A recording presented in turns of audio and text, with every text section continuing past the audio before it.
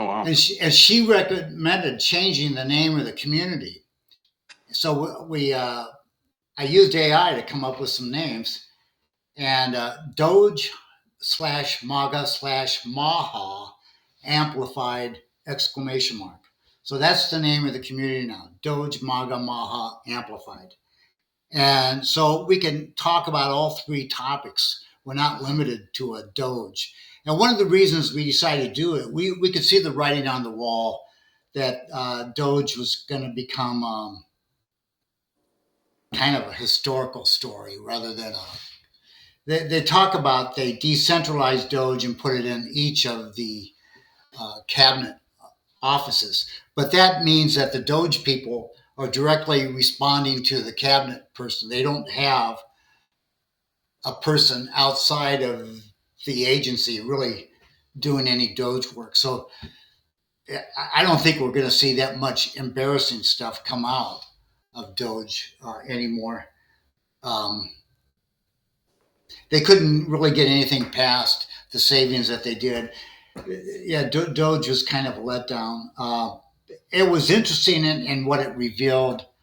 One of the things interesting about Doge is Data Republican. You're familiar with that Oh yeah, person? I'm a mutuals on Twitter with her. I believe it's a her anonymous account. Yeah. As she refused to take a job offer with Really? Doge. Oh wow. And so, yeah, she found it more important to be independent. And that says a lot right there. Yeah.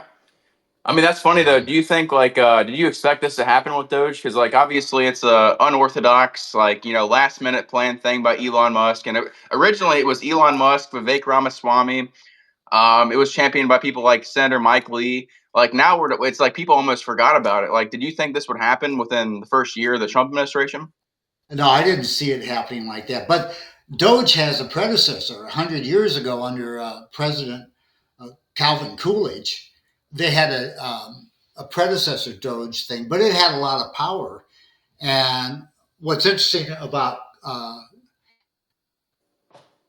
Calvin Coolidge, his predecessor was Harrison. Both those presidents, for every term, every session in office, they reduced the national debt. So it was like about 9 years straight. It's either 9 to 11, I forget the number of years, but I was more interested in Coolidge, and Coolidge was 7 years. Um, but we haven't had any debt reduction at all under Trump. The last time we had any budget reduce the nation's outstanding debt was 1957 under President Eisenhower. So that goes back a long time. The source for this allegation is the U.S. Physical Treasury historical data set on outstanding debt. So you can just Google U.S. Physical Treasury outstanding debt data set, and you'll get it. You can look at it, download it all into Excel, and that's what I did. Um, the closest we came after 1957 was under Bill Clinton, where we had a Republican Congress and we had Bill Clinton. We got that we. It's funny. We balanced the budget, but Yeah. we still increased the debt by $18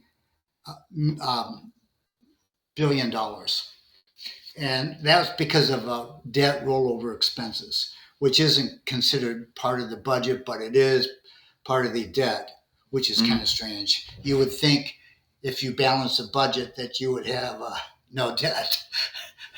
Yeah, you would think. No increase in debt. You'd have no increase in debt. Yeah, that whatever the debt you have is the same you had a year ago, but that is not the case. Um, so yeah, we're $38 trillion in debt now, and which is a huge difference from 2001 when it was $18 billion. Yeah. I mean, that's insane though. It just shows poor fiscal responsibility on both sides. Like we're not actually getting anything done. We're just printing money. We're sending money overseas. We're not. I mean, America is not getting better. And clearly, like the legislation that's being put into place is just it's just not getting anywhere. So yeah, it's an abysmal failure for sure. And that's one reason that I'm toying with the idea. I might not do it this year. I might do it in the next 2 years of running for office just to get the campaign publicized. And the campaign is two things. One is to end the lawfare war on expired patents so that transportation and machinery items should be able to be remade without anything other than an engineering certification that it is a duplicate of the original. We should be able to see a F-150 from 2004 remade and cheaply sold. But these energy and safety laws, they change it so that they have to meet, to remake something, it has to meet the current safety laws, which are stricter than what they were in 2004. So in 2004, if it had to have so many miles a gallon and stuff like that, now it has to have a lot more miles a gallon. So it wouldn't meet those laws. Same with safety and everything. And there should have been, with these energy and safety laws, a grandfather clause for patent expired items so that they don't have to get certified again. They just have to have a certification that they're identical to the original item. But they didn't do that.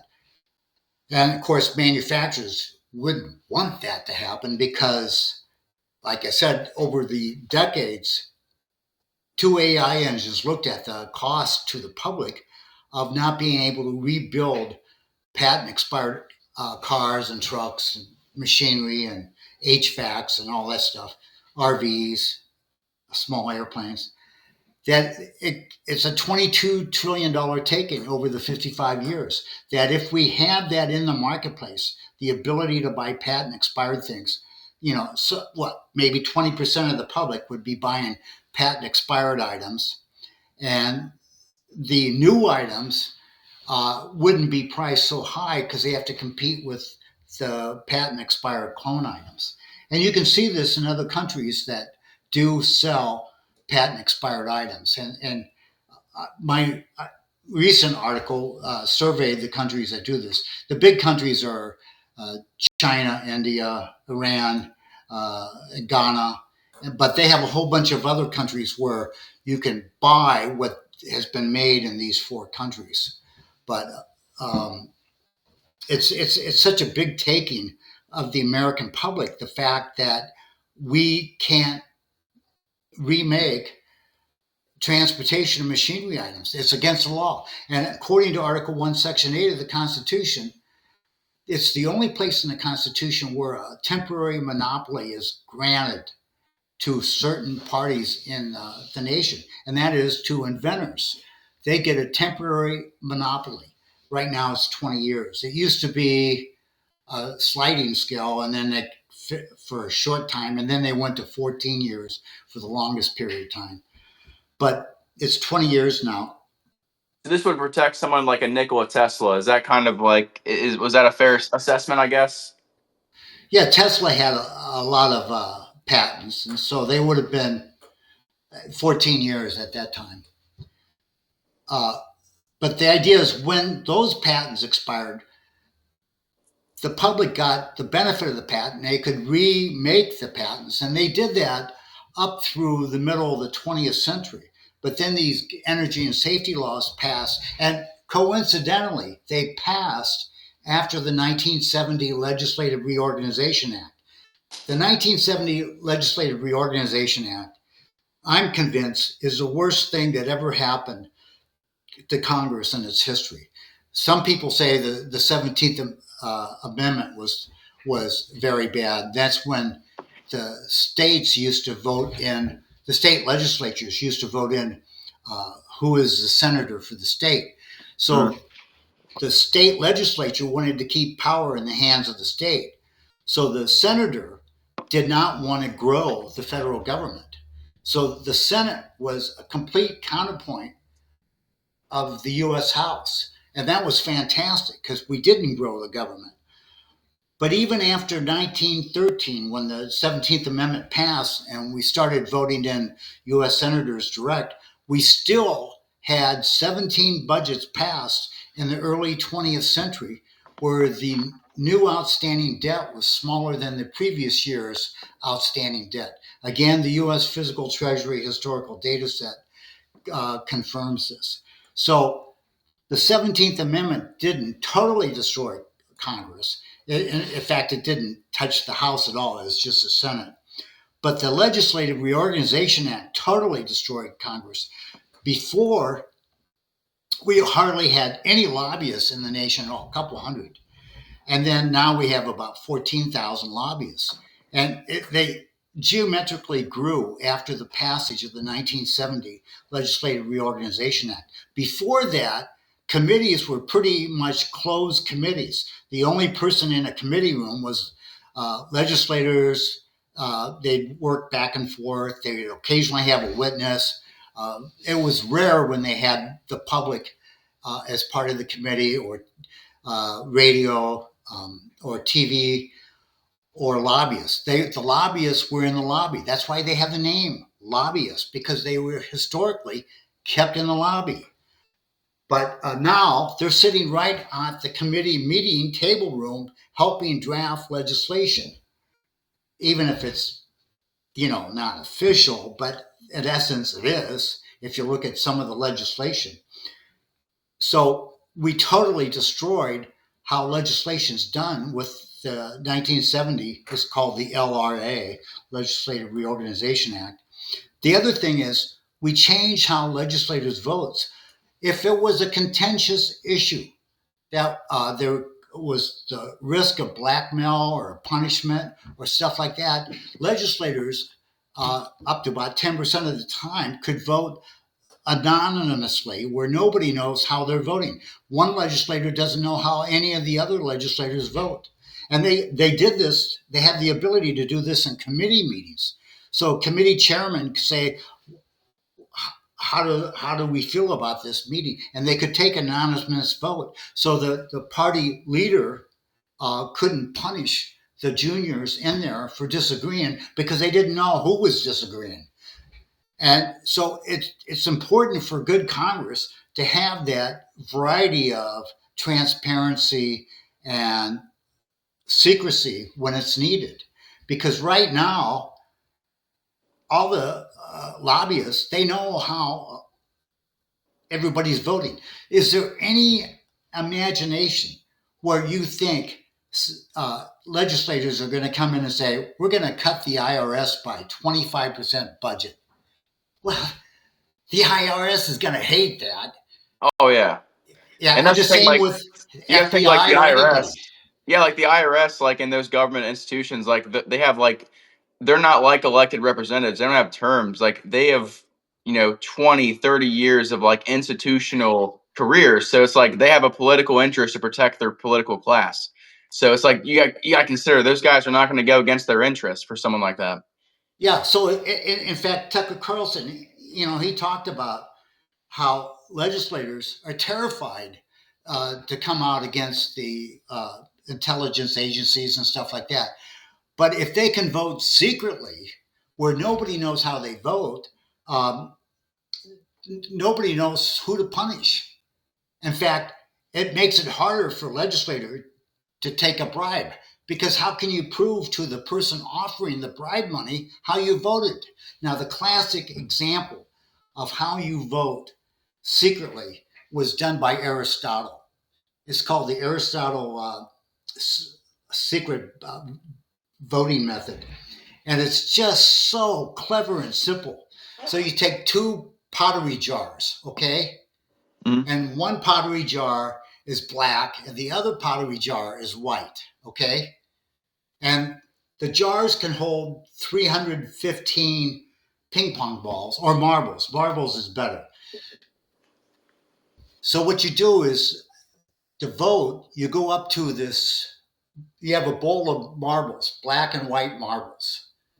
And each legislator picks up a black and a white marble, okay? And you go up to the voting booth, and there's two urns. There's a black urn and a white urn. And you got a black marble and a white marble in your hand. You can hold both marbles in one hand. You put your hand in the urn, and if you drop the same color ball in the urn of that same color, that's a yes vote. So if you drop a black ball, you're going to be dropping balls in both urns. So you're going to drop in the one urn, the black urn, you're going to drop a ball. If it's black and it's in the black urn, that's a yes vote. If it's white and it's in the black urn, it's a no vote. So then you put the ball in the other urn. So you do that in both urns. At the end of the vote, you've got two urns with 315 marbles in it, and they should have identical counts because they're either of the same color or of the opposite color. If they're of the opposite color, that's a no vote. So you can have two counting teams. You can do this in cameras to show the public that how the legislators voted. So even though they voted secretly, you didn't see what they had in their hand when they put their hand in the urn, because it goes down to their wrist, and they drop the ball of their in it. In fact, one person that read this Aristotle thing, David D'Angelo of the Congressional Research Institute, he's the one that wrote up this historical thing of Aristotle. He recommended that the ball has nubs on the one ball so that you don't need to look at the ball to see which one's black and which one's white. So you can have it where the white ball has nubs on it and the other one doesn't. So you could tell in your hand which one is the black ball or the white ball. But at the end, you're going to have two urns of 315 balls, and the yes and no vote should be the same in both urns. Now, if a legislator put two balls in one urn, that's a cancellation vote. They cancel each other out. It's like not present. So sometimes you see legislators vote not present.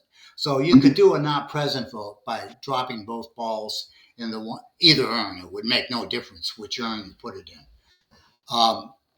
That is the cleverest way to conduct secret voting, where nobody can prove to another person how they voted.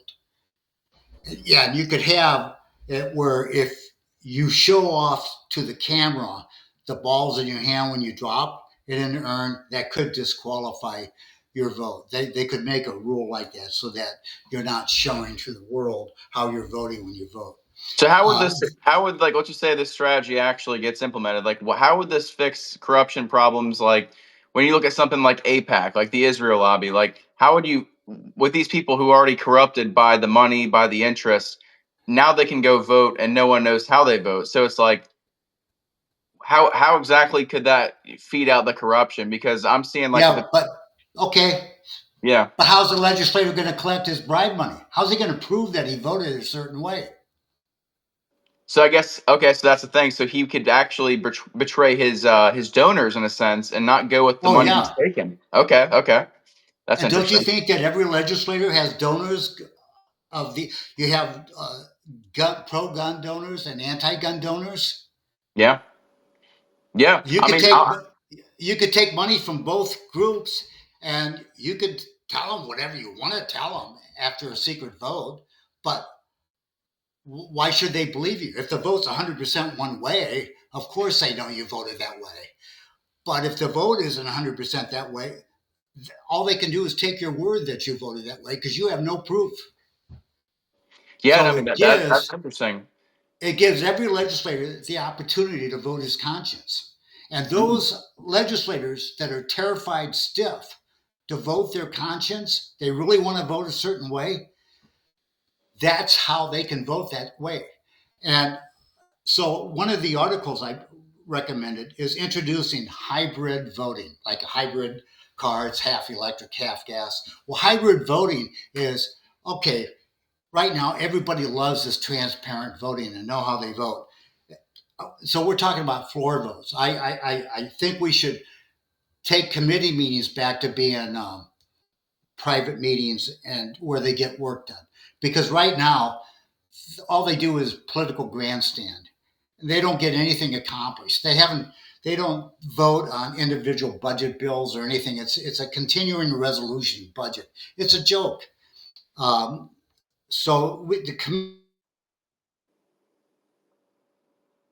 they could go back to being the way they used to be before 1970, But who cares? The big thing is, how do they vote on the floor? Because that's when a bill's going to become a bill and become a law if it's passed post chambers. Then you could have what's called hybrid voting. You vote the way that everybody's used to them voting since 1970, where people see the vote count. But if the vote doesn't go the way the controlling party wants, like, there's certain things we wanted 60 votes in the Senate, but we couldn't get 60 votes. Okay. So the Senate majority leader could say, all right, we're going to do another voting pass, but this time it's going to be through legislative secret voting. This second vote would take place, and it would give, I had Grok estimated that there would be about 9 Democrat senators that, if they could vote their conscience, would vote for tighter security and stuff like that. So you could see bills passing on that second pass that wouldn't pass on the open pass. Yeah, I mean, let me give you a good example. Let's just say the Epstein Files Transparency Act that Thomas Massie put on the floor. There was only 4 out of the 219 GOP congressmen that voted for that. I actually think with that strategy, you probably would have seen a lot of people who would vote for their conscience or with their conscience, and you probably would have seen at least double, maybe if not triple, the amount of people if they could vote secretly. So I think Yeah. that, I mean, that would be pretty interesting. Well, and the classic example is, if you're trying to cut the budget of any powerful agency 25%, you could never do that under transparent voting. You just couldn't. These agencies could ruin your life if they know that you voted 25% to cut their budget. So that would be the only way to do a significant cut of government expenditure. So that's important. So again, if I ran for office, the 2 things I'd want to push is end the Legislative Reorganization Act of 1970, allow hybrid voting, allow committee rooms to be pretty much off limits to the public and the TV and the lobbyists. Put the lobbyists back in the lobby. You can't just say lobbyists are not allowed. If you open it up to the public, you've opened it up to lobbyists. Yeah, exactly. But Yeah, here's the thing, and like, what do you want to disseminate between foreign lobbies, like some unethical lobbies? Like, is there a way to maybe filter out some of that influence that's, subverting our political system? well, if they're able to vote hybrid voting, that's how you filter out their influence. Is you let the legislators vote their conscience. The other thing, I've talked about this before, is I think we should do what corporate America does. If they reduce the budget, they should be able to split a fraction of the money saved. So, like, let's say it's I don't have the numbers in front of me, but I wrote an article about, let's have the legislators have skin in the game, and I think it was like 0.1% of the budget savings, that split that evenly across all the legislators. And if they cut the budget a reasonable amount of money, I think about 3%, from the previous year, if they were able to cut the debt that much money, it would give every legislator $200,000. Two hundred So thousand dollars per year, like an additional 200,000 on top of their it'd be a salary. single bonus. It'd be a bonus on top of their salary. Okay. But they wouldn't get that money if they didn't reduce the outstanding debt, like 3%. So Okay. that would be that. That'd So be you're good. talking like the average salary is maybe like just above 6 figures. So they're probably making like maybe like 80 to 120,000. So you're basically saying if you actually do decrease the national debt, you could probably make $500,000 a year. I mean, give or Well, take. you could put a ceiling on that amount. You could have the formula like that. But right now, these legislators, they have to maintain homes in 2 cities. And Washington, D.C. is pretty expensive. Yeah. Um, and if they reduce the national debt by 3%, that's going to benefit almost every person in America, except some government employees are impacted by it. So life is going to get better for them. I mean, right now, if you have a child, that child, when they get to be 18, half the money of their taxes is doing nothing but paying interest on the debt created right now. So That's insane. That I'm paying taxes not to get something new, not to get services that I can see, but to pay off for services that the older generation got a decade or 2 decades ago. That's totally insane. So we need to address the debt. I think that would work real well. They do this in the private sector.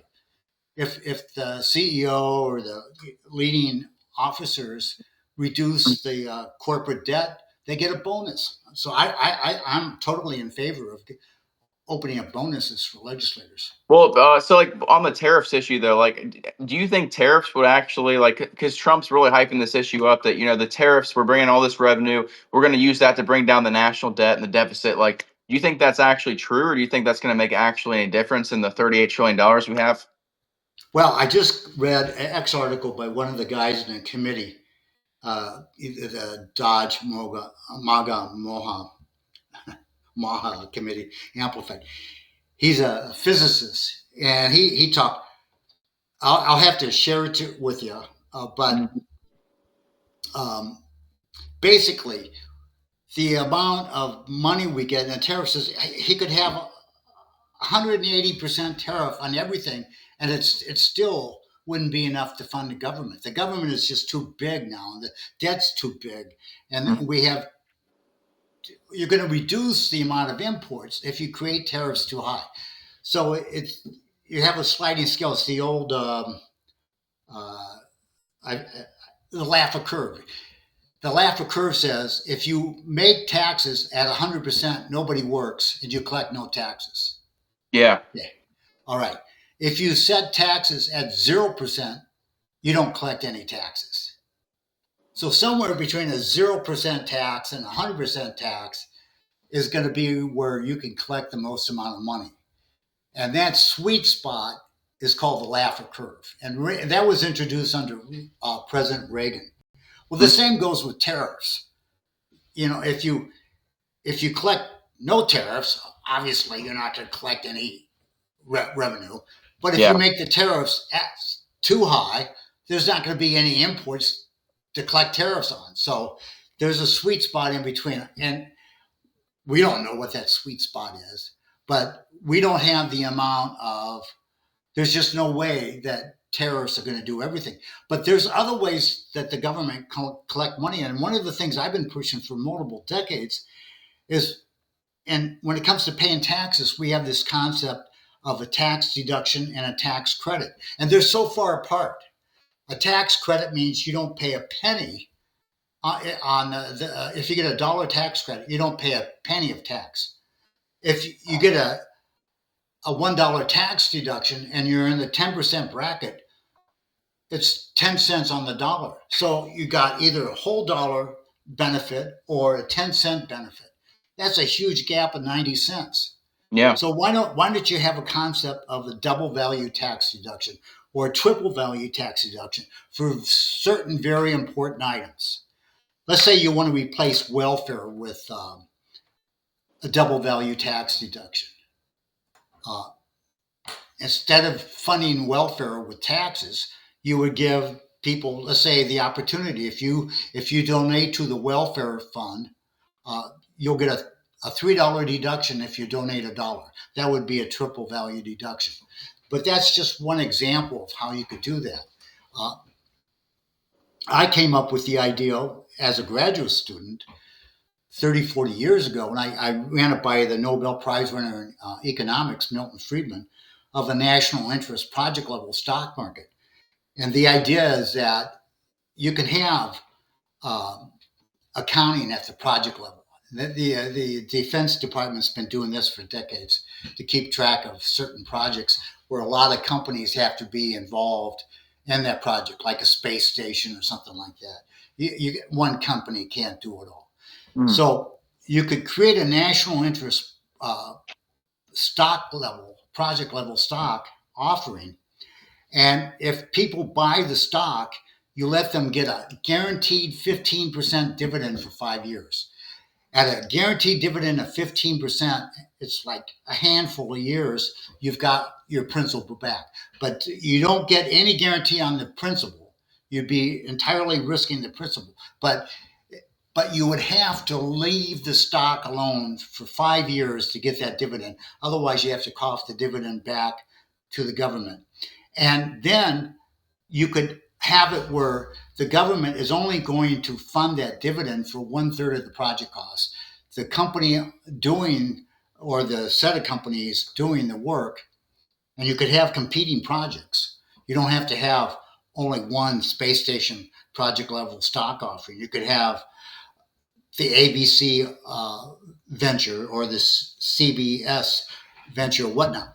You could have competing stock offerings. But the idea is have them leverage the money they get from the guaranteed dividend subsidy 2 to 1, so that the taxpayer only has to, or the tax contributor only has to fund 1/3 of that 15% dividend.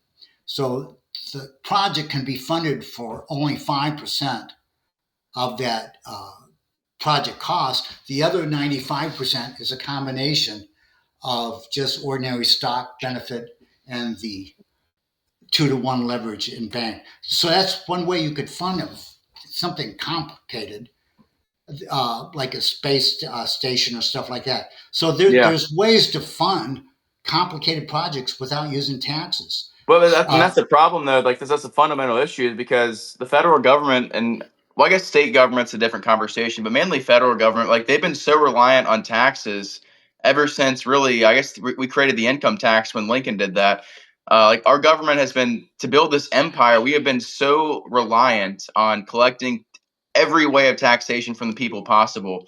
And I think we're now at a point where, like, 97% is probably around that of the actual money our government spends each year is like $7 trillion. Like, out of the 7 trillion, about 97% is literally money we collect from taxation. It's not that they're actually creating anything. So it's more of just a collection agency, not more of like something serving the people at this point. well, that's interesting. I don't know what it is for state governments, but state governments, some of them don't even have an income tax, and so Mm. they get funded through fees and licensing fees and stuff like that. There is tariffs is one, duties and imports, just paying money to have access to offload your good. That's not a tariff. That's a import duty. So there's other ways that the government can fund. I'd be surprised if it's 97% through taxes. Yeah, it's probably not that much. I mean, it's definitely a lot though, because I know for a fact we collect 7 trillion in taxes. We spend every bit of it. I mean, I'm sure there's probably more, but yeah, I know a big amount of all of our entitlements, our defense spending, all that is based on the collection of taxes. I mean, I think they said that they quoted the operational costs for just the Department of the Department of War now was the Department of Defense. It's just like $300 million per year just to, or $300 billion per year just to. Actually, I'm sorry, it might be 300 million. I'll have to quote that. But it was like an absurd amount of money in operational costs just for this place and their facilities and to function the current amount of military we have. So it's like we're reaching a point where, yeah, no wonder we're not able to afford like entitlements and Social Security and all these things are about to collapse because we based it so much off of just collecting taxes. And now it's like we're trying to expand so much and we don't have the money to show for it. So yeah, it's interesting because the rare thing you see with anyone in Congress is actual solutions like to combat the debt and actually like create affordability. And that's what I'm saying. Like, so you said you wanted to run. Would you want to run for like U.S. Congress or like where would you put those ideas in? I would vote. I would run as a U.S. representative. I know I'd lose, but I Oh, would me be able to sure. get out. Well, yeah, there is a truck driver that ran and he won, but Yeah, I'd I be mean, running seriously. against Massey, and Massey, is pretty popular. So I don't, but I could at least communicate with him and say, look, stop the war against expired patents. We should be able to remake expired patented items and bring down the cost of living 50%. I mean, Yeah, that's well, that's someone how like big it. the patent issue is funny because I'll have to look more into that. But I know Thomas Massey, he has like 20 patents himself. I think that's like in his Twitter bio. He actually has like owner of like 29 patents, a lot of like because he's a big like agricultural guy. Like he's self-sustainable, has his own geothermal water system. Like he's like as self-sustainable as it gets. But I got one patent. yeah, like I say, I know we've talked about that on the show a few times. I know you said you at least had one, but that's what I'm saying. Like I'm surprised. Yeah, I don't. Someone like Thomas Massey hasn't proposed legislation. I mean, I understand it's probably not the most popular thing to talk about, but it's like someone like him with 29 patents, he would be the guy to make something like that happen because I Well, don't I I don't know think anyone a else in lot of Congress people like him. don't connect the dots. They don't realize that these energy and safety laws are causing a problem with expired patents. Yeah.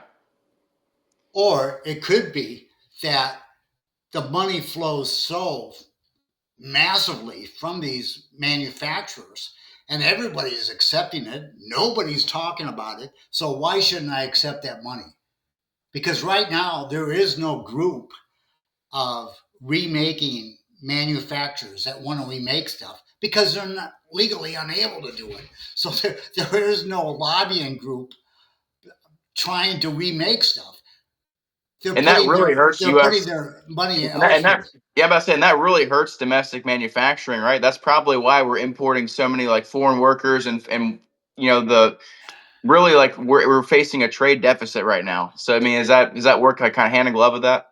Well, if people are worried about cheap Chinese, patent expired items coming into the country, oh, okay, you could put sky high tariffs on them, but at least let American manufacturers based in America, even if they're funded with Chinese money or whatever, if it's American based, let them make patent expired items because that would be all American jobs.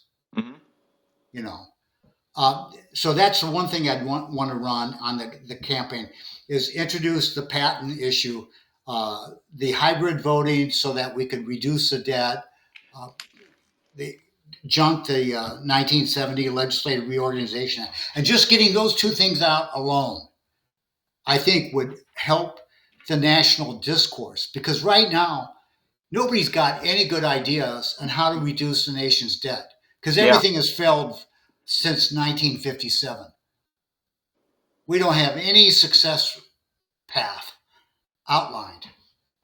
And why I mean, not? the only bill I've heard is, and the two people who have championed this is Rand Paul and Thomas Massey. It's ending the Federal Reserve. I believe I think it's Thomas Massey's bill, but it essentially would end the Federal Reserve, plain and simple. It would return the U.S. dollar back to like a gold standard or a gold backed currency. Would give it actual value again, and they wouldn't allow government to print endless amounts of it. So if Congress has, they have the authority, if they get enough votes, they could pass that. And with, Trump could, the executive branch could veto that if they wanted to.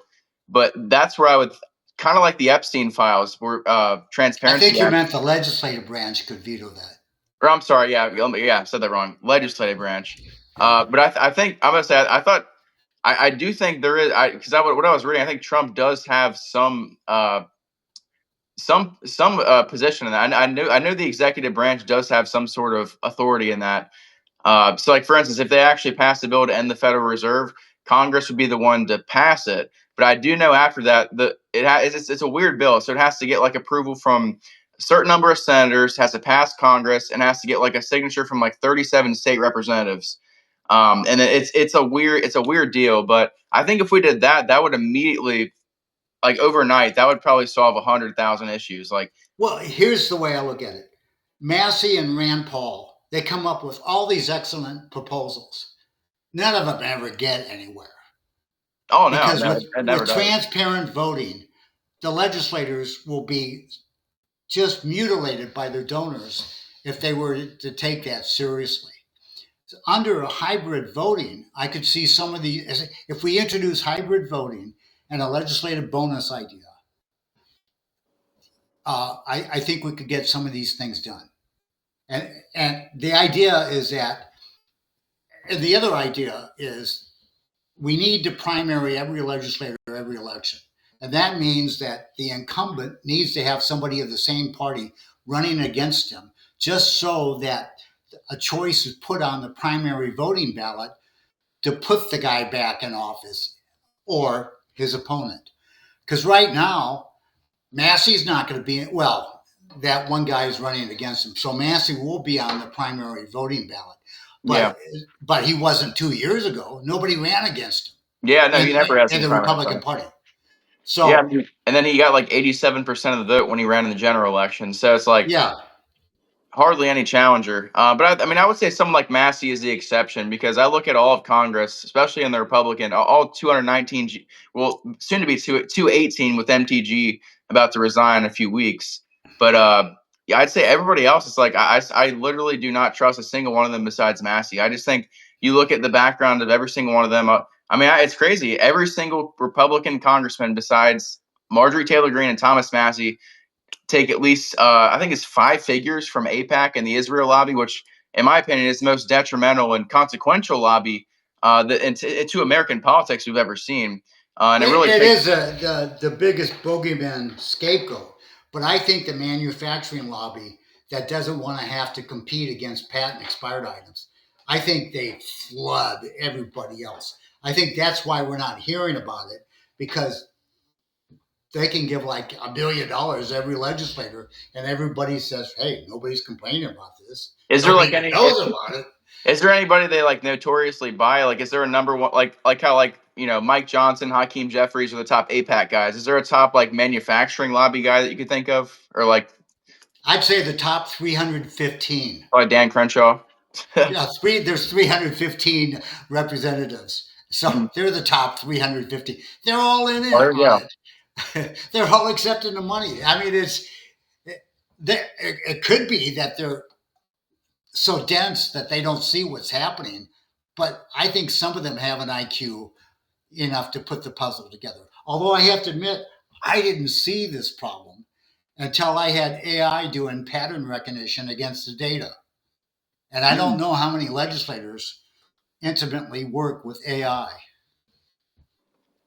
very few. I know they're starting to. I have some inside sources from some people in like Marjorie Taylor Greene's their camp and a few other people, but a lot of them, it's funny, they just now started figuring out how to like translate bills into AI so they could like scan it and read it within a couple of seconds. Because a lot of them wouldn't even read. They even straight up admitted they would not even read the legislation. They only had like 2 days to sign. They would just go ahead and make an unwarranted vote on something they'd never even read. So yeah, a lot of them are starting to use AI, or at least the ones that care are starting Oh, to use you it. brought up an interesting point. I should do an article on it. The difference between state law, the way it's worded, and federal law. Yeah, In state law, you can read the legislation. In federal law, everything is kind of like an editorial thing, like paragraph 2 of such and such is changed to paragraph 3. And it will be months after the bill is passed before the U.S. Code is updated to make it readable. So people, when they see the draft that they're voting on, I would be surprised if 1% of them understand it. oh yeah, easily. You I know, mean, it's pretty it poor. but But I think that's AI could make it more readable. But right now, I don't think any legislator. And this whole idea of term limits, like they're trying to get term limits on legislation. Well, first of all, it'd have to be a new amendment because the Supreme Court ruled on this. mhm. But the other issue is if you really had term limits, what you're doing is you're making legislative aides the most powerful people in DC, and they're not accountable to anybody Yeah, except lobbyists. So I have no problem with the legislator winning an election for 20 or 30 years straight. yeah, I completely agree with you there. That's funny. That's an issue I actually clash with people a lot on. A lot of especially conservatives nowadays. They're like crazy about, oh, we need to implement term limits. I'm like, no, I mean, I don't think so because especially when you look at some of the better congressmen and the most successful people in Congress, which, in my opinion, I think is a Thomas Massey. Yeah, they've been, Trump will call him a grandstander and all that. He's been there for a decade, but he has, actually made not enough progress, but he's made more progress than I'd say most people in Congress. And I think it helped, having a constituency of a whole decade and building trust to actually have an agenda. So I'm completely for that. I'm not really a terms limit guy. I think that's how we actually kind of neutralize some of our better candidates, because I think the big problem right now, it's like we don't have enough uh, America First and American loyalist people in Congress. So I think really the issue is finding those people, and really just, I mean, in the case of just having them go maybe 5 to 10 years, get a couple of terms in, and actually make some difference. Because I mean, I'm sure as you've seen, like 4 years, especially in a Congress term, and if my, I guess in city council in my case, 2 years, that's not enough time to get anything done. Oh yeah. Um, But yeah, no, it's pretty crazy though, because I mean, I really think right now we're seeing a really interesting time with the exposure of like a lot of these congressmen with the lobbying groups. There's like this Track APAC group on Twitter that they kind of expose every single dollar that goes to basically every single Republican or Democrat candidate that will accept money from the Israel lobby. Then you've got like, I mean, everything's public now. So it is pretty reassuring to see that you can track almost everything that these people are doing. And I think because like, 10, contrary to 10 to 15 years ago, you had no idea what these people thought or what they were voting for. No one really had the public information to really know about it. But I think nowadays it's like everybody can see right through these people and what they're doing, what their agenda is. And well, I'm for transparency about finance.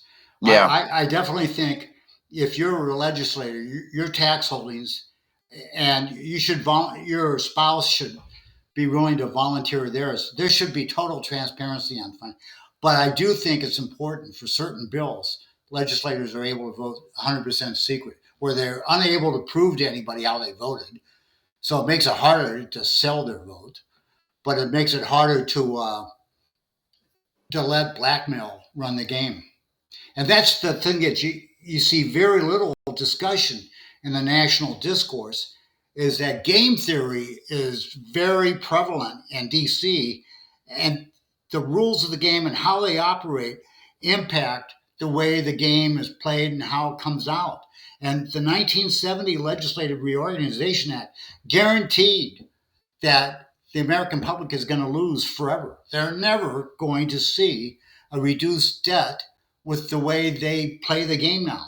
It's an insane game.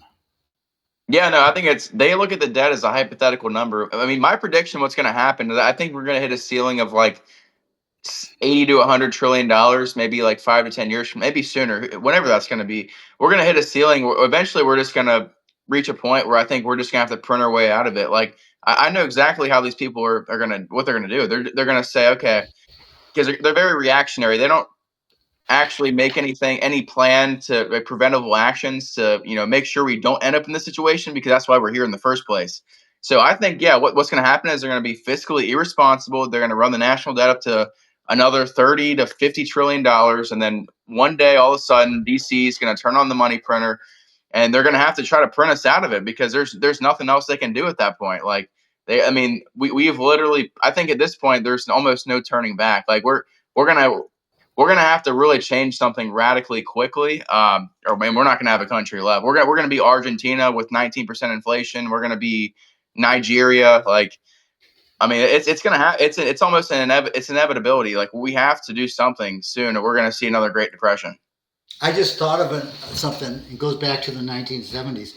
Mm. Um, Gerard O'Neill, Princeton physicist, came up with the idea of putting a space colony up around, rotating around. There's two imaginary points in space called Lagrange 4 and Lagrange 5. Mm. And if you put any object rotating around this imaginary point, the gravity of the Earth, Sun, and Moon cancel everything out. So once something starts spinning around this imaginary point, it takes zero energy for that to continue. So you could have these space stations on either Lagrange 4 or Lagrange 5. And there are places in orbit that astronomers can pinpoint.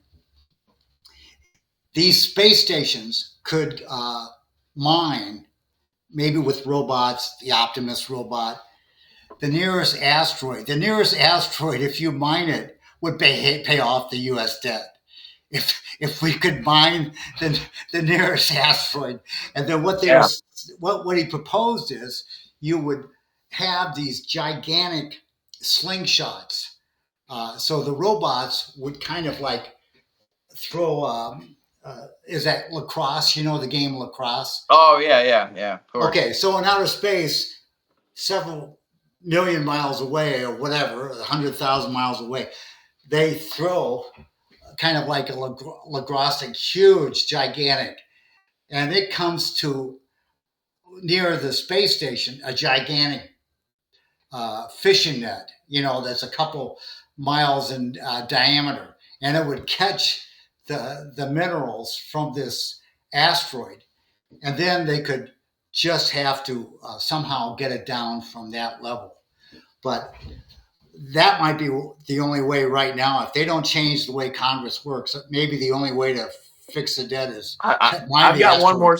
I've got one more solution that might work, and they actually have to do it though. But and I think RFK Jr. was one of the biggest proponents of it. It's implementing an actual Bitcoin strategic reserve because they claim that they would do this. I remember the last show we did with you, me, and Carl. We talked about that was one of my biggest excitements about this administration is that they were going to actually put in a full-fledged Bitcoin strategic reserve where not only they would protect the current Bitcoin they have, they would actually buy some on a regular basis. Like they would, I heard something. I think RFK said they should buy like $4 billion of Bitcoin like right away. But we haven't seen that. And right out of the gates, the administration said, we're not going to actually purchase any existing or any more Bitcoin. We're just going to hold on to the existing seized Bitcoin from criminals. So like to me, I think if you look at I think the price of Bitcoin when Biden first came in, or maybe like first year, it was like I think it actually went down to 16,000. So it went down to $16,000 during the Biden administration, and we saw a peak of like 120,000 under Trump. I think it's down to like 80,000 now. But yeah, I mean, I think if we have like El Salvador, best example, Nayib Bukele. I mean, he has the Bitcoin strategic reserve, and he showed his like profits from like 2020 when he started to now, or 2022. Yeah, 2022, I believe, because he hasn't been for very long. But I mean, I think they've made like billions of dollars for their country just by investing in Bitcoin. I So thought I thought Trump. I thought they did buy a bunch of Bitcoin lately. Unfortunately, they bought at a high point. I'll have to double check, but I thought they bought quite a bit of Bitcoin lately. like who did, like the Trump himself, or like the administration, or Maybe it was a Trump venture, independent of the government, but it oh, was I think either. is it I think Don Jr. his son Eric Don Jr. and Eric have a company that's like it's a Bitcoin mining company, and they're basically making money off of mining Bitcoin. Yeah, that could have been it. My, Mm. I know a little bit about Bitcoin. I used to own two. I stupidly sold it, but That's basically with 160,000. Bitcoin, uh, you have to hold on to it for at least 4 years to be guaranteed that you're going to make money because it Absolutely. can Yeah. wildly fluctuate in those 4 years. Hmm. And yeah, you're best off to do dollar cost averaging. Yep. Yeah, Yeah, you're because 100% right. Yeah, 'cause you don't want to sell too soon. You don't want to buy too at the wrong time. You just consistently put money into it. And that's the thing. Like I said, I saw it down to $16,000 in like 2021, 2022, a couple, probably 3 or 4 winters ago. And the people were last telling six me, months, it went from 126,000 down to what, 83,000? yeah. Well, but I'm not surprised though. I think that's expected because I think everyone really overhyped this Trump government, and then we're kind of seeing like, okay, things are kind of not going the way we thought they were. Like, or basically, not even that though. I just think the expectations.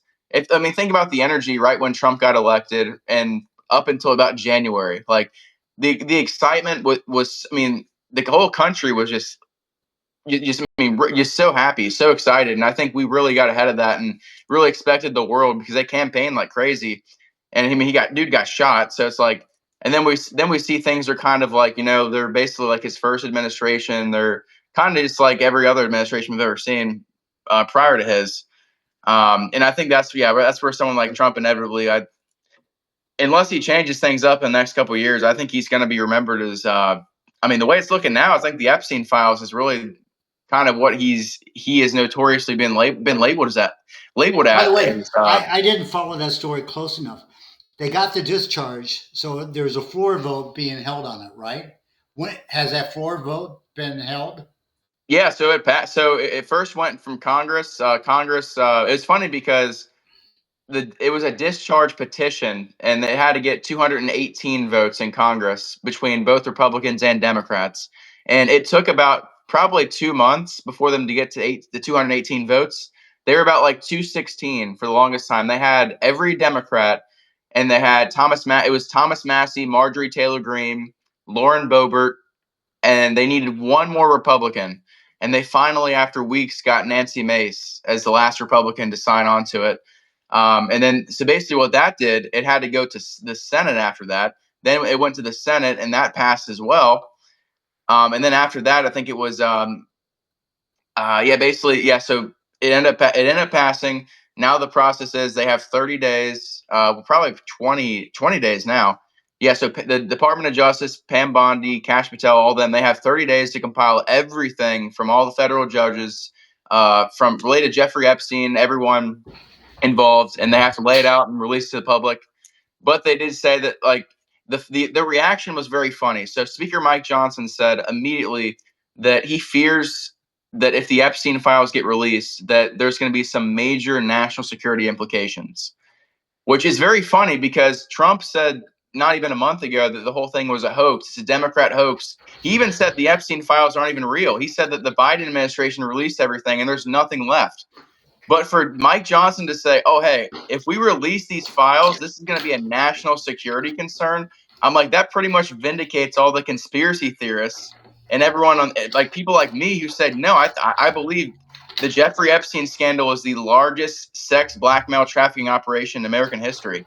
And what it did is it vindicates people like me, because for you to say, I mean, this guy is literally saying, "Look, I am almost willing to side with covering up sex traffickers and pedophiles, because I believe that if this gets exposed, this is going to cause serious harm to the reputation of our government and our country, and that's something they can't afford." So I think that right there it told people like me, it's, you know what, this is the deep state. The deep state's right in front of us. It's not some shadowy cabal. It's like, no, it's the people that we elect to serve us, and they choose not to. But yeah, basically, yeah. So the Trump administration, they have 30 days or 25 days to release the entire Epstein files, and if they don't, and if they somehow break the law, yeah, like Pam Bondi, she could go to prison for, if they, which I believe they are definitely colluding to redact and to take away a lot of key figures, including Trump.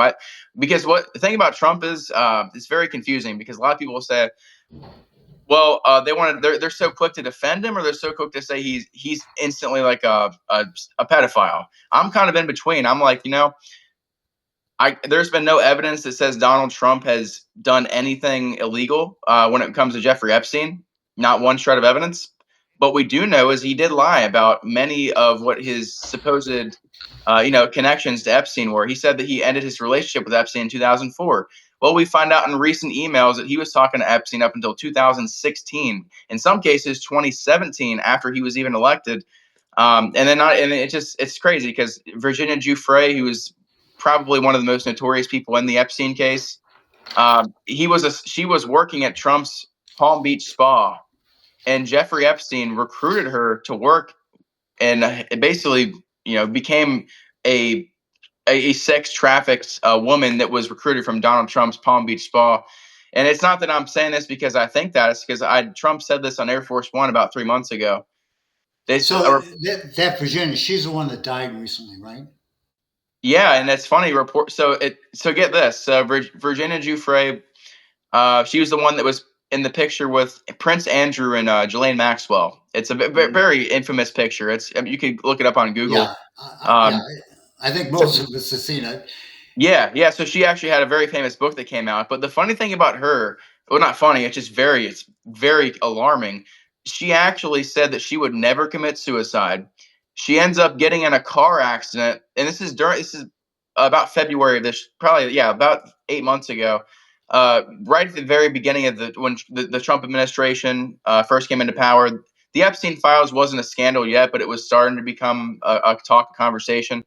But Virginia Giuffre end up getting in a car accident. And I remember I actually reported on X. I think I posted it, got like 30,000 views. that she got in a car accident, and apparently it wasn't fatal, but it was pretty bad. We ended up finding out that she was okay from the car accident, and then just days after that, even saying she would never commit suicide, she supposedly commits suicide. And apparently, the doctor said she was completely fine from the car accident. It had nothing. Her death had nothing to do with this with that at all. And then so not even that. So that happens. She dies. The Epstein scandal happens.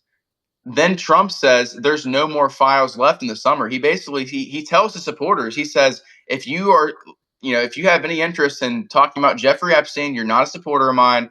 He said there's no files left. It's a Democrat hoax. Biden administration burned everything. Well, the second he said that, that gave Prince Andrew the ability to flee the United Kingdom. So he was no longer under scrutiny of that case anymore, and he still currently isn't, to my understanding. And Virginia Giuffre recently, it came from his. I think this is actually yesterday. I reported this, and it was reported by. And I got confirmation by a lot of credible sources that the family of Virginia Giuffre claims that the money they received from the settlement. So if you're not familiar, Prince Andrew paid the family and Giuffre $20 million out of pocket about like 8 years ago, maybe a little bit longer than that, about a decade ago. So she wouldn't, because she basically was suing them for sex trafficking and the Epstein stuff, but they paid her out of pocket $20 million to shut up and not go to court.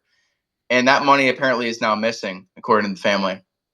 So think about how strange that entire sequence is. How could that money be missing? I mean, they didn't manage it. I mean, I wonder what happened there. Yeah, That's a yeah. I'll have to story. look more. I'll have to do more. I'll have to do more of a deep dive on that. But that's the last development I've heard with Virginia Giuffre and Epstein. Again, that very well could have been a family thing, but it is very strange that to hear something like that happen. I mean, the whole thing is very strange to me because, like I said, I believe it has to be the most notorious, largest blackmail operation we've ever seen. Like, I mean, it's CIA tradecraft, it's foreign intelligence. It's things that are probably beyond our imagination, to be honest. But yeah, I think it's a major scandal, and that, in my opinion, that's what Trump is going to be remembered for if they don't do something different. By the way, another story that you could talk about. How'd you get on the Stu Peters show? How'd you do that? Yeah, so it's funny. Stu and I are actually pretty good friends now. I've been on, I think, 3 times now in the Three past month. times. Oh, Yeah, tell yeah. us about the first time. How did you get his attention the first time? I think one of his producers reached out to me. Yeah, but I had it was so it actually went pretty viral in the summer. It was I don't know if you saw it. It was I had an exchange with Mark Levin of Fox News, and we were on Twitter, and I got like I think 10,000 likes and a couple million views. But I basically told Levin, I said, I mean, he's a crazy Israel firster. He's completely lost it. But I was like, dude, I don't hate Jewish people. I don't hate. I'm a Christian. Like, but I'm just like, dude, do you not realize that like the things you're saying is making people more anti-Semitic? It's like, I mean, so he says, oh, anti-Semitism is in your family's DNA. So he told me that because I'm a white person that I'm inherently anti-Semitic and it's in my family's DNA. That got like I think his probably combined about like 10 million views on Twitter. So Tucker Carlson actually recently I put it on my YouTube, but he actually clipped it and talked about he put the conversation on his show and talked about 2 weeks ago. And this is back in the Oh, summer. Tucker showed your video. Yeah. So Tucker talked about it a couple weeks ago, but it's funny because this happened like 6 months. This is a long time ago. But anyway, someone on the Stu Peters network, I guess, saw that, and I had a lot of people hit me up after that because that was a really viral take. I mean, I think Nick Fuentes reposted that.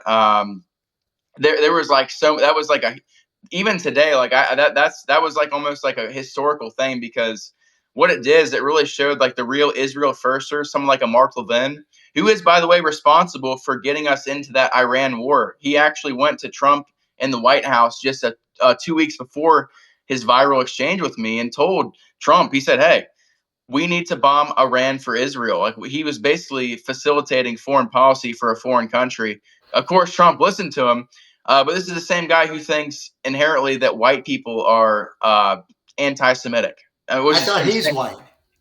Oh, that's why I'm like, I mean, he's Jewish, but it's like he's he's Eastern Ashkenazi, I think. I mean, so it's like I don't that guy's just I can't take him serious. It's just almost a joke at this point. But no, I mean, it helped me out because I just kind of exposed what he did. I had Stu Peters' network reach out to me, but I've been on their show. We've talked about so many different things. I went on to talk about like I think it was like during there was like a couple of stupid bills there was that one bill when Trump tried to propose earlier in the year about it was a boycott. It was basically saying that any state that allows like companies to boycott Israel, you will not get any, I guess, any FEMA disaster relief funds. And so I talked about that.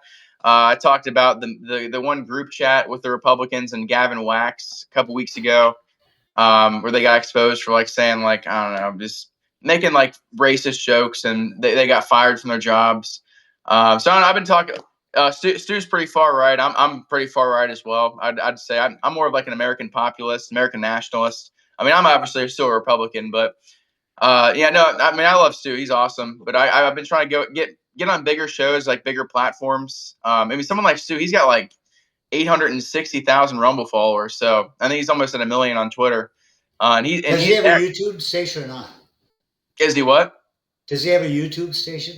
No, he's banned on YouTube. That's why I can't believe So I repost the videos that I go on his show on my channel. I get like 2,000 YouTube videos with YouTube views. I get like $30 from it. But like, I mean, I'm surprised they don't take. I have people comment on there. I'm surprised this didn't get taken down because yes, I think he's banned on YouTube, but I still post it anyway, and I don't get in trouble. Hey, I bet.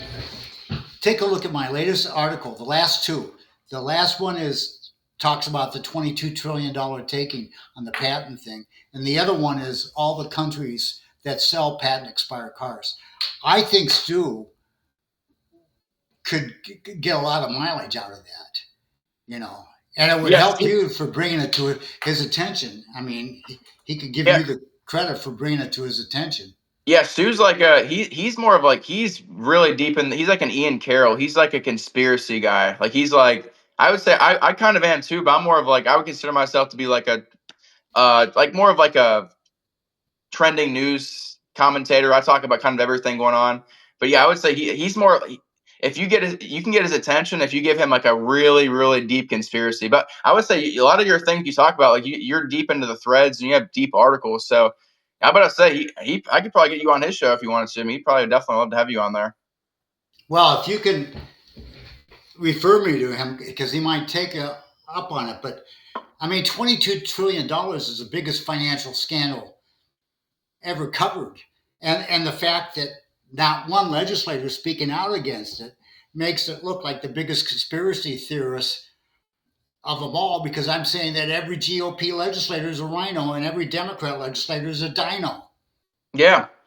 And that's the reality. I mean, something has to happen because like these people are bought off or sold. I think many of them are blackmailed. Actually, I really think like the Ted Cruz is like. I don't think it's blackmail with the patent thing.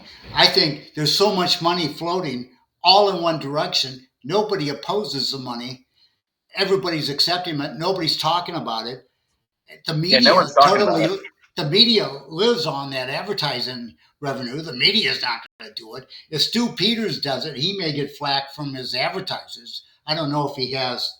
Oh no, no, no. Well, the thing about it is he actually owns the Stu Peters network. So I will say this: I've never, I think besides a few people, I've never seen someone who's like so freely spoken besides him. So that's how you know he's like completely independent.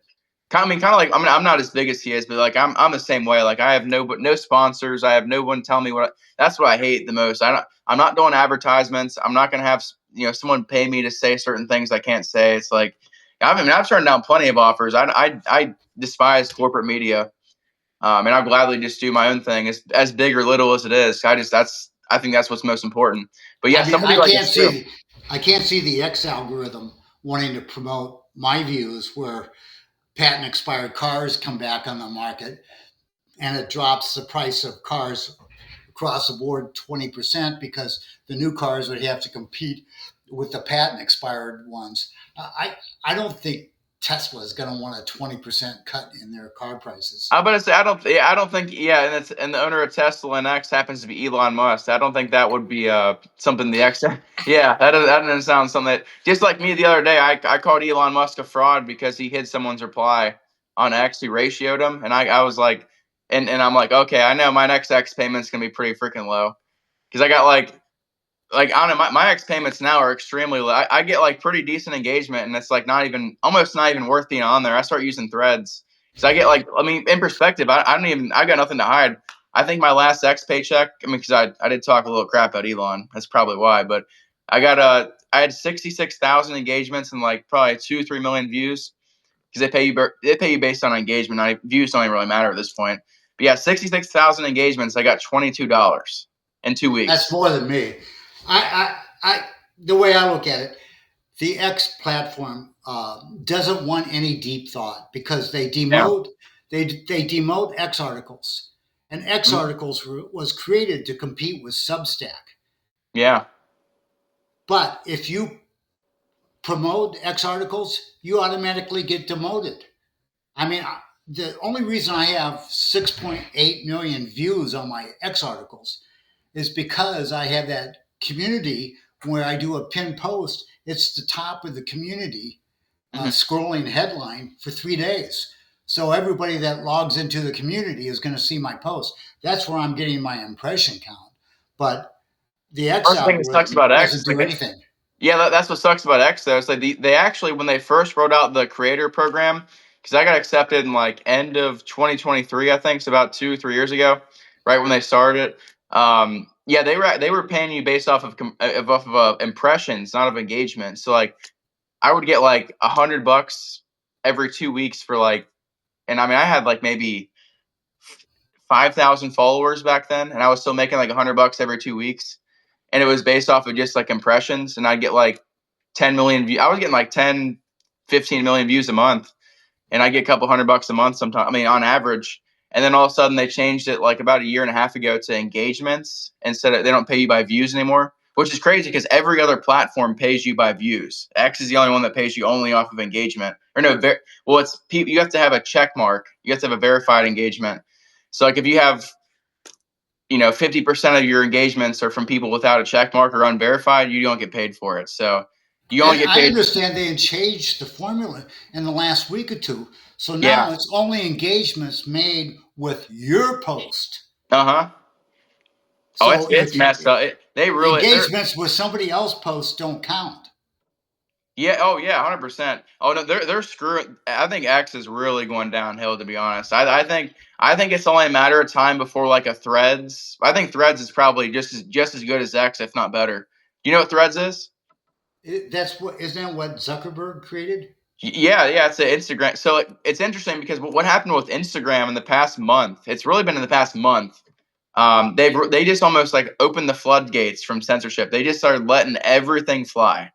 I don't know how long that's gonna last, but I went from like I started a Threads account in September with like no followers. I just made an account and I just started basically just reposting. I would take my tweets and I would post it on my Threads. I would kind of like double post it, and I went from like I think in that time I had like 14, maybe 13 or 14,000 Twitter followers in September, and I had zero in Threads. I'm at 15,000 Twitter followers. So like I got like 2,000 followers in a couple months. On Threads, I got like 2,000 followers in like 2 weeks. So I went from zero to 2,000 in like, yeah, literally 2 weeks. And I'm Wow. getting like 20 million views a month on Threads, but you don't get paid for it. What I do is but I can promote the crap out of my YouTube links. So like anyone who has Threads, if you get like big engagement, I mean, it's basically just like you can just print money if you want to. You can just promote anything you want to. But yeah, I mean that's the thing though. X is that's what sucks about X. I had high hopes for it, but like the creator rewards program's not good. They're not creating anything new. It's like the subscription. I almost think a lot of people don't even do the subscription program anymore. I've got like 4 or 5 paid monthly subscribers on X, but I don't think people are. I don't think that worked too well, to be honest. Yeah, I have some subscribers, but I haven't got a paycheck from them. It's got to You be gotta get, enough it's a money. minimum. You gotta get $50 from the minimum payment or threshold. Yeah, I haven't hit that yet. But yeah, it's depressing because Substack doesn't seem to do that well. I mean, the only way Oh yeah. I would imagine Substack gets theirs by links on X or links on Facebook or links elsewhere to Substack. Yeah, I think Substack is kind of a scam. I mean, I have an account, but it's like I mean you can I'm sure you can make tons of money because it's like subscriber based. But I don't know. I don't like it too much. I'd rather make my own website, or I'd rather use like a Threads or like a Twitter. I mean, honestly, like, or even the video platforms too. I mean, even Instagram itself has really started promoting Instagram Reels, and then TikTok. I mean, my TikTok's actually my biggest platform out of everything. I've got almost 27,000 followers on my account. I'm at 26.9. If they pay you, you get money on TikTok. Yeah, I get paid pretty well. I get paid the most on YouTube, but TikTok is probably my second biggest paying platform. But the hardest thing is making sure you don't get banned though, because like I just have to be very careful. I have to censor a lot of words I say. I got to cut out some stuff. But I mean, yeah, they pretty much pay you probably about like $1,000, probably $1 every 1,000 views, which is what I mean. Think about that. Every 1,000 views, $1. That's better than X. But it's like you get like you get a big post, 300,000 views. That's $300 if you look at it that way. I mean, you get a post of 1 million views. There's $1,000. I mean, I've got a total in perspective 26, 27 million views, I think, on my account on TikTok. So, I mean, yeah, you can make some pretty good money, but you just can't get banned. The hardest thing is just not getting banned because, I mean, you can't, TikTok will literally give you a violation for nothing. And it's like almost like 3 strikes, you're out. You don't really, it's kind of like X, for instance. It's crazy because like X, there's no violations. That's what I kind of like about it, at least. There is actually still some free speech on there. Because like it's not like you say something bad. It's not like you get a violation. It's like you don't get boosted. You just get kind of deboosted. Well, they Which is, can suspend your account. well, yeah, well there is that too. That does happen. Yeah, that happened to me a couple years ago. But yeah, no, yeah.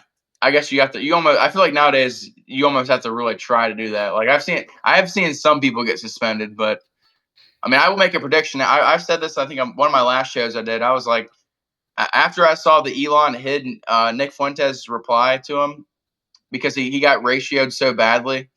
I mean, I was like, I totally see another 2026 like censorship wave coming in. I think we're gonna see a lot of people get banned on X. That's my bold prediction. I think I think Wow. I think Elon will capitulate on his free speech platform on X. That maybe I'm wrong. I hope I'm wrong. I really do because I think I'm gonna be one of the first to go. Well, But it can be hidden. He's saying that Grok decides what gets distributed. yeah, no, well, I kind of If like that's not Grok. open source, that's not open source. No, but Grok is heavily manipulated because you can tell based on Grok's replies, they've reprogrammed that thing so many times. Like it's like, I mean, there is I will say that the AI has some objectivity to it. Like Grok in particular, like it will even, like, for instance, like it called out Elon Musk for hiding someone's reply. Like it literally said he like it didn't. So like it's not like he fully controls everything. So like the AI has some like objectiveness to it, but like yeah, they're if you ask certain things, yeah, it'll even tell you like we can't give you answers for this. This is just like there is a lot of like deep programming and like kind of like hidden agendas with Grok, I think. But Well, if you can Grok like is also has a multiple personality. If you yeah use the Grok symbol at the top of a post, what it tells you versus asking in a Grok window the same question, they're miles apart. It's like the Grok thing, it won't even read an X article if the post has a link to the X article. It won't even open it. yeah And sometimes you have to print your X article to a PDF and ask Grok to read the PDF. It's Grok is really really disappointing. yeah. It's I mean, so I use like it's funny because as much as AI is advancing, I'll use like a multitude of AIs. I'll use uncensored AI, which is funny. I meant to tell you about this. Kind of back to the censorship thing. So I was Is actually that naturalnews.com? Is that Mike Adams? oh no, Uncensored this is AI? what's his name? I can't remember his name. I'll think of it in a minute. But no, so uncensored AI. So think about this. So they're AI of their own. They have a Twitter account. They're like a big organization. They had like the Twitter like affiliate thing with the gold check, and they after the chart. So basically, another kind of story segue into another story. But during the Charlie Kirk assassination, the Patrick Bet David podcast used my Twitter post coverage of it. So like the PBD podcast was on. I just turned on. They're just using my tweets or whatever. But they I guess they saw that, and I got kind of a big deal from that. And I randomly they direct messaged me Uncensored AI and said offered me a free affiliate badge. I was like, sure, whatever, I'll take it. And I think Stu Peters had one. Like it was a pretty big, like Matt Wallace, a lot of big Twitter users. So I was like, sure. So I had it like for a month.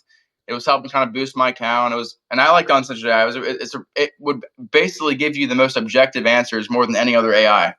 So But we it get. has, because there is a website. Oh, it's censored news. There's censored Oh, okay, news, yeah. which is You ran a Mike different one. Adams, but Yeah. uncensored Yeah, so is it's uncensored AI. Yeah. So, but here's the thing. So we end up getting banned on Twitter. The uncensored AI account did.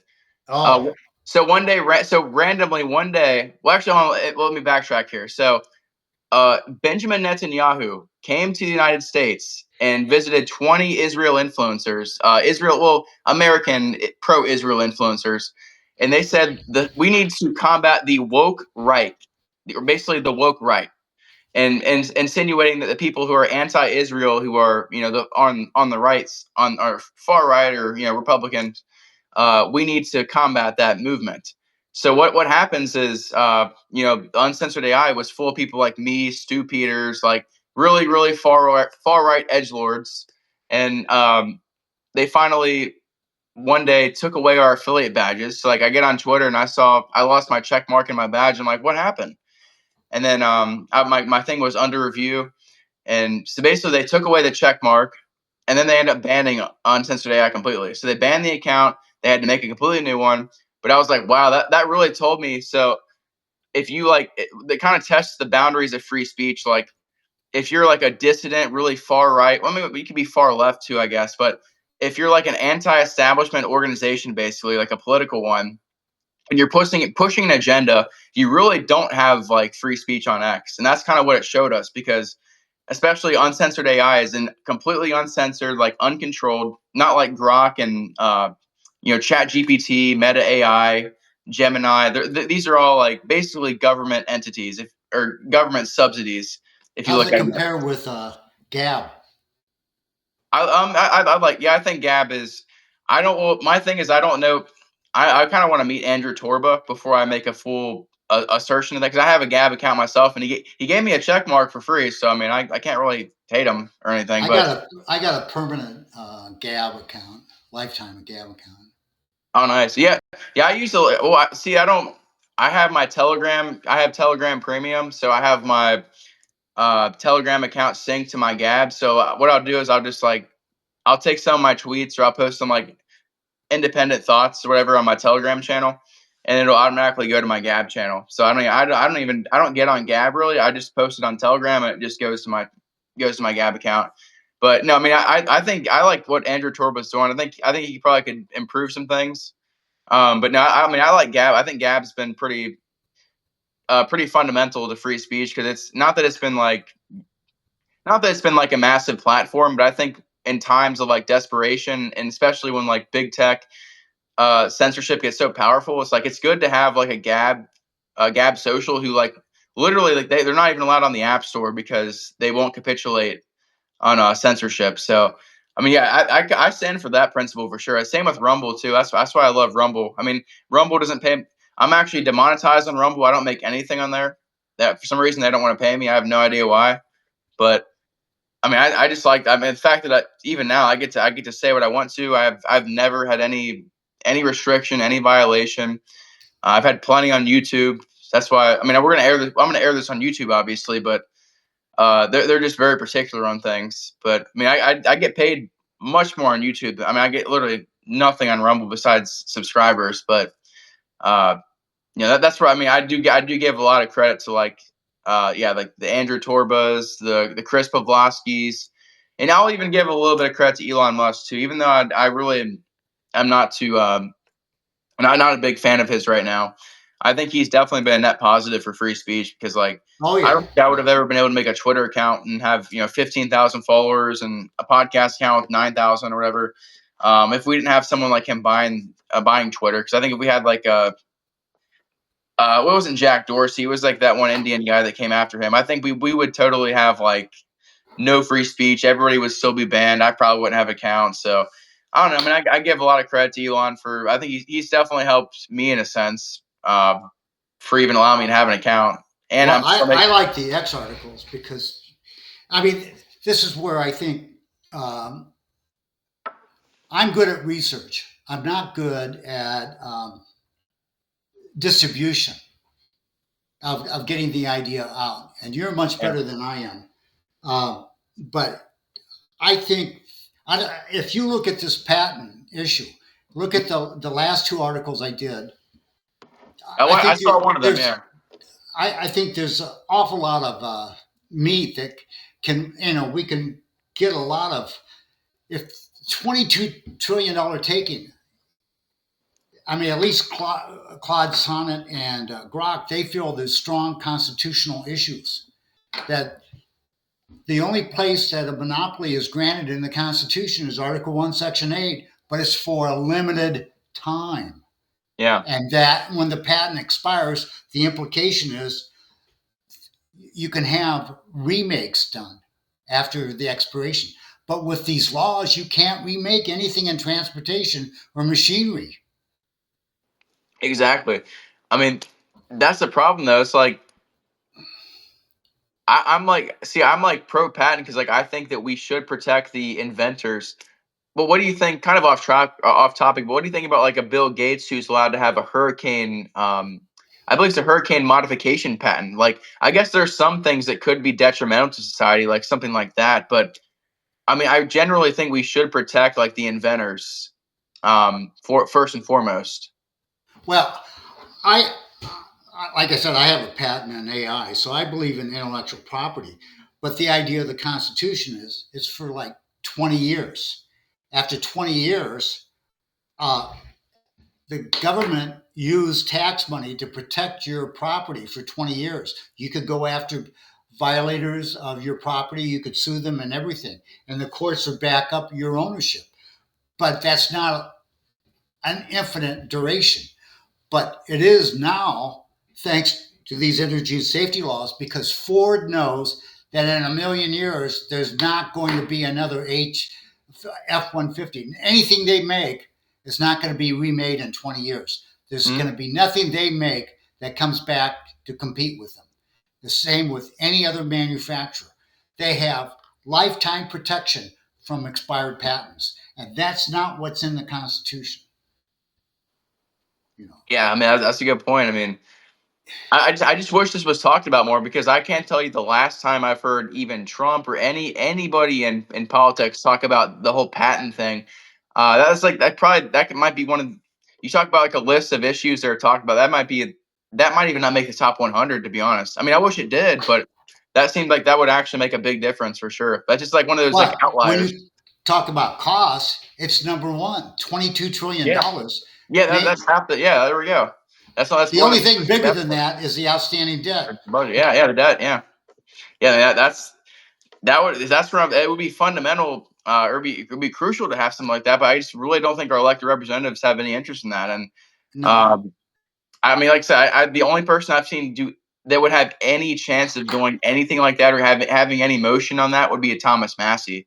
Or maybe like a Tim Burchett in the Senate. Like it would have to be like a progressive, like, I think we have to get outsiders interested first, like Stu Peters, yeah, because because it does affect your cost of living by 50% across the board. It means that when you buy a house, you could buy a house from a homemaker where all the appliances are 20 years old but brand new. A 20-year-old dishwasher, 28, everything. So all the electronics in the house, from the HVAC, the washer, dryer, everything, 20 years old, one third the price of the new ones. The cost of housing would be dropped about 30 to 40%. Now that's pretty significant, Oh yeah. you know. And then in cars, people spend a lot of money on cars. I mean, I have just a Toyota Highlander, and it cost me $43,000. Hmm. Yeah, not cheap at all. And And all those Toyotas, though, I mean, a but lot to of be them able to come get the from. same vehicle at a 20-30% discount because it's competing with manufactured remakes, most people would love that. The average person who's living on a tight budget would love to be able to buy a car at 33% less or 40% less. Yeah, I mean that's the thing, though. I mean, like I guess the Toyotas, though, like that's where we have to have more like domestic manufacturing, because if we're relying on these Japan, all these. I mean, it's really, I guess that goes back to the NAFTA and Bill Clinton. I mean, it's kind of a larger conversation, but I mean, yeah, that's inherently a problem, though. I mean, it's like if we don't have domestic manufacturing and Well, affordable vehicles in America, it's like we're just they screwing everybody over. they're making a lot of the cars here in America. So just because it says Toyota doesn't mean the vehicle's made in Japan. Yeah, what's the percentage of it? I wonder, is it a majority? I Well, guess I majority looked at one manufactured in America. time.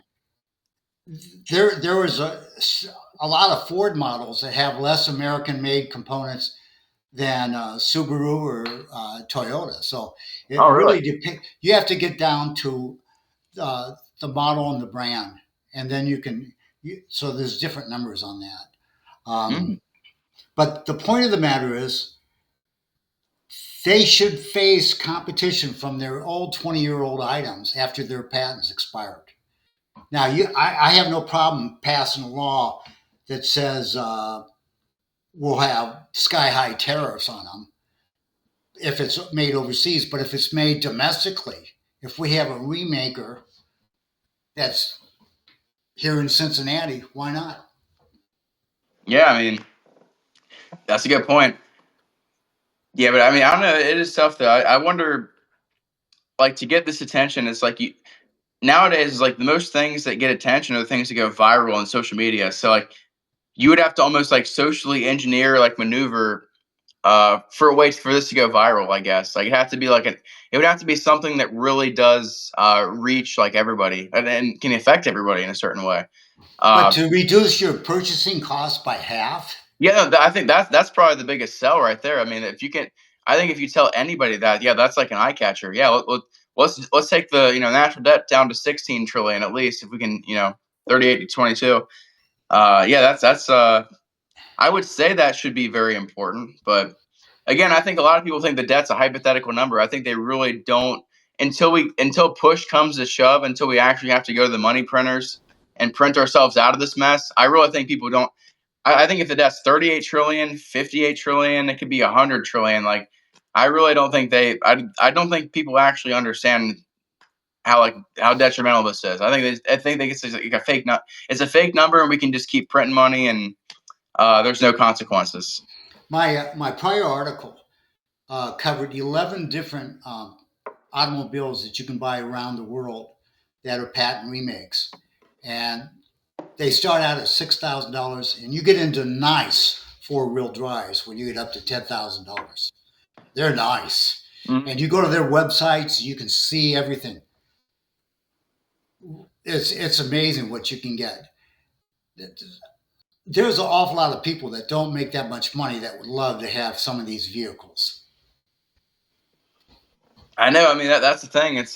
It's crazy that some of these Toyotas are what 28,000, 30,000 plus nowadays. I mean, these cars are more than homes, and maybe 34. You could probably buy a home for $20,000 like 50, 6 years ago. Oh yeah, Nowadays that's the price of a car. So that's a pretty that kind of shows you that we're definitely handling things very irresponsibly. If we can't simply like give the next generation at least an equal lifestyle of the previous one. Instead, we're doing the exact opposite. We're making things 10 times harder for the next generation to even get ahead. So, I mean, it's pretty crazy. I mean, are we gonna get to a point where like 3 generations from now they're paying like $200 to fill up their car, or $400 to go out and get McDonald's? It's like I don't know. Things actually might turn out that way, and I wouldn't be surprised because that's kind of Now, where we're heading. just from a hypothetical standpoint, if someone like Stu Peters, someone like him, if they were to get 100,000 or a million people screaming about, we want patent expired cars available to buy, we want patent expired RVs, patent expired washing machines, everything. We want to be able to buy. I mean, in many ways, the dishwasher of 20 years ago is much better than what it is now, because a quick wash a couple decades ago would take 20 minutes. You do a quick wash on a new dishwasher, it takes an hour. Yeah. It's a joke. And it doesn't do that good a cleaning job.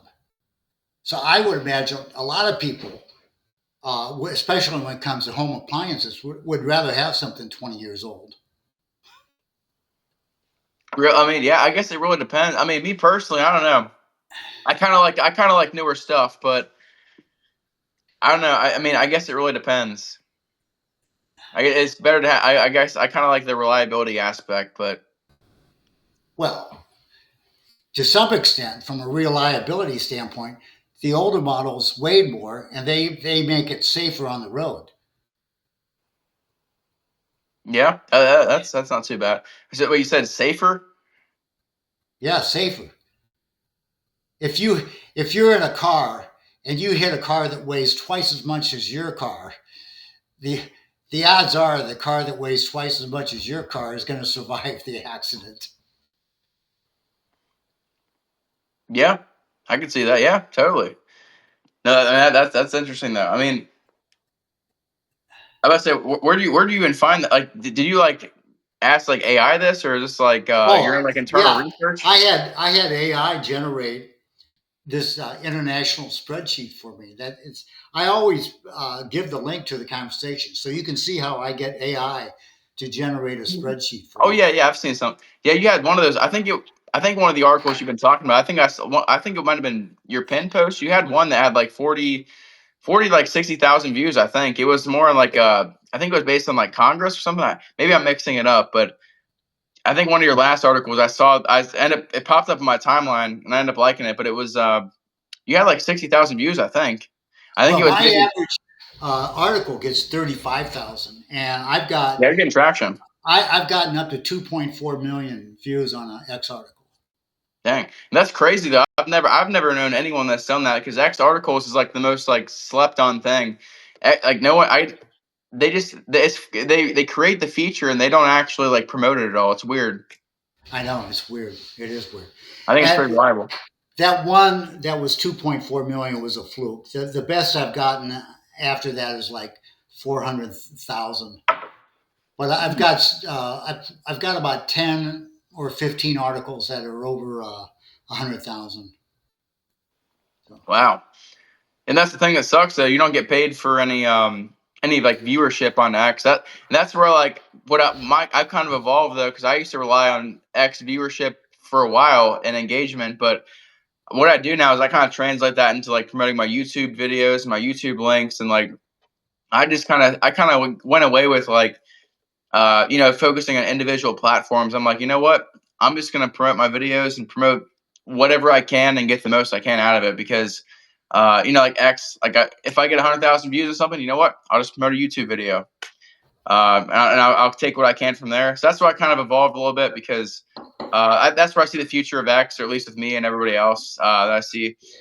If X doesn't get passed up, if it still remains relevant, which I mean, I would think that they're going to have to. I mean, what I hope they do is they actually add another monetization feature, maybe like a shopping feed. Like I think what X is missing, they're missing a few things really. They should have a feature where you could like use like let's just say like you make an X post and in the post you could have a link to a product and if you post a link to that product you get like a certain percentage of per sale. So and like let's say you have a big platform, you get 100,000 views. Kind of let's say like your channel, like you have a big massive reach in that mag in the Maha Maga Doge channel. You post a link in there, you get 100,000 views. That's where I think the advertising should really come in there. But again, that's where X doesn't pay enough. Uh, it gets that's where it gets tricky. It's like you almost wish they did more, but they really kind of they don't really help the creator out enough. That's the biggest problem. The other thing I think that Stu Peer might be interested in is the historical way Congress used to vote with legislative secret voting. Yeah, I No, could. no, Stu would like I'll send you a he would link like to that. that. No, so you've actually I think the second or third time he came on the show, we had a pretty deep discussion about that one. And the clips I made actually did pretty well. I have them on the Kacee Allen Show for those of you guys want to see that. But uh, yeah, no, I think Stu would he would find that the most interesting for sure. He would like the legislative secret voting because he's big into you got to catch him on a conspiracy though. It's got to be like like something like that would be perfect because that involves voting. Like yeah, Stu. I think well not just Stu. I think really a lot of people that do have big platforms would entertain that idea because I don't think anybody else thinks of anything like that. To be honest, I think that's like it's out of the box. It's creative. It's like it actually has meaning, unlike everything else. So yeah, like I honestly think that's an idea. I would not be surprised to see like someone else replicate or maybe try to use like for instance, like I've had a lot of meetings with I'm not gonna say who it is, but or I guess dox people, but yeah, I've had some meetings with state representatives, and it's like every time I feel like I say a few things, I have an idea that you know I'll explain. I see them writing on a napkin, and I'm like, what are you doing with that?" And it's like I've had one of them tell me that they're using that basically what I'm explaining, and I think it might have been like AI, but they basically were using the information I was giving them to use in a future bill. So Oh, so the Aristotle secret ballot machine. There's a couple of YouTubes on that, and I give the links to the YouTubes, which I understood that X was going to allow you to have links to YouTubes where the impression count of people watching the YouTube, it's not considered taking you away from the site anymore. But that feature never, they were talking about doing it, but I've never seen it. Have you seen it? Well, it's weird. Yeah, they changed something recently. I'm not sure how much I like it, to be honest. I really don't know because what they did is it used to be like you would post a link, so whether it was YouTube, Rumble, TikTok, if you post a link to any alternative source on X, it would show the actual link, and you could go right to the website. But now what they do with specifically YouTube, because YouTube is a verified organization on X, they've got the gold check and the affiliates and all that. If like for instance, if you go to the Kacee Allen Show, like my last couple my clips I've done for my show, if I can simply instead of having to take the actual video, I can just I can copy and paste the link of my any of my YouTube videos and I can post them on X and it'll literally post the actual video, like it'll display the actual video in front of X. But I guess the issue is it's not like I'm not getting the views to my YouTube channel, but it does say like my YouTube channel. It says like YouTube Kacee Allen or whatever, but it doesn't say my like if I go to my YouTube channel, it doesn't actually increase my YouTube view count. It just increases my X view count, I guess. Oh, But yeah, no. So they have changed it for sure. Like they've made it to where if you post a YouTube link, you can automatically see the video that you post now instead of like having to like double click into it. But I don't know I don't know if that's what you're saying, but that's the change that I've seen with YouTube and X. yeah. Well, I think we've pretty much covered an awful lot of ground. There's other topics, but I've talked to you about them before. Like I'm very much against government licensing of occupational competency, like government licensing of law licenses or medical licenses or engineering things. What they used to do a couple hundred years ago, and I got an article on this, uh, and Milton Friedman wrote about this a lot. He was very much against government licensing of professionals, but they used to use underwriting teams. So a professional would have to show that he has liability coverage, and the liability insurance certification team is the one that verifies his professional competence. So you have, of course, your company reputation, but on top of that, your license certification would be your underwriting liability insurance policy. But the problem with government licensing is like you saw during the pandemic. If you spoke out against the COVID vax, you lost your medical license. If you spoke out against questionable elections, you lose your law license. A lot of lawyers lost their law license. Have you Yeah. heard of Rachel Alexander? Yeah. I mean, a lot of people lost their licenses then. Yeah, I think she Yeah. did too, didn't she? She was an assistant attorney general in Arizona. She lost her law license because of Arizona is now one of the most corrupt voting states in the country. Oh yeah, I've heard that firsthand. So that's one thing that I would like. They say that if I had an AI analysis of it, it says it would reduce the cost of professionals 20% if we got rid of government licensing of professionals. And we would end up having customers would have a better idea how competent, because you would end up having multiple classifications competing. You'd have a Kia type classification and you have a BMW type classification. So when you're looking for a lawyer or a surgeon or something like that, you could find out what type of certifications or of competence do they have. Right now, you just say, "Oh, well, they got a he's a licensed surgeon or he's a licensed what," and it's just from the government say so. But you don't know how good they are. Well, I think that's where we might have something called the digital IDs be ushered in here soon, where they can kind of, it really does show their credibility to everybody. I think that's like maybe a few years away. They're talking about the United Kingdom already, so that might completely eliminate that process there. Interesting. Well, there's pros and cons for the universal ID, like the social credit score and all that I'm stuff. against. Oh yeah, I'm against. I think there's like that. That's going to lead to so many problems because, well, I mean, I don't know. At the same time, what it's going to do is it's going to actually it will totally tell you people you don't want to do business with. But I think the problem you're going to have with that is you're going to have people that are like people like me that are political dissidents and have very strong political ideologies, and that's going to be used against me for just regular thing like regular access to resources. So like for like someone like me, like I guarantee because I'm critical of Israel and I'm critical of immigration, I guarantee my social credit score is already minus 200 points. So Well, I would imagine wanting to have patent expired items remanufactured give me a negative credit score. yeah, that would, yeah, that's probably not going to help your case there. We might be in the same boat when it comes to that. We're probably not getting our social credit scores might be in the negatives there.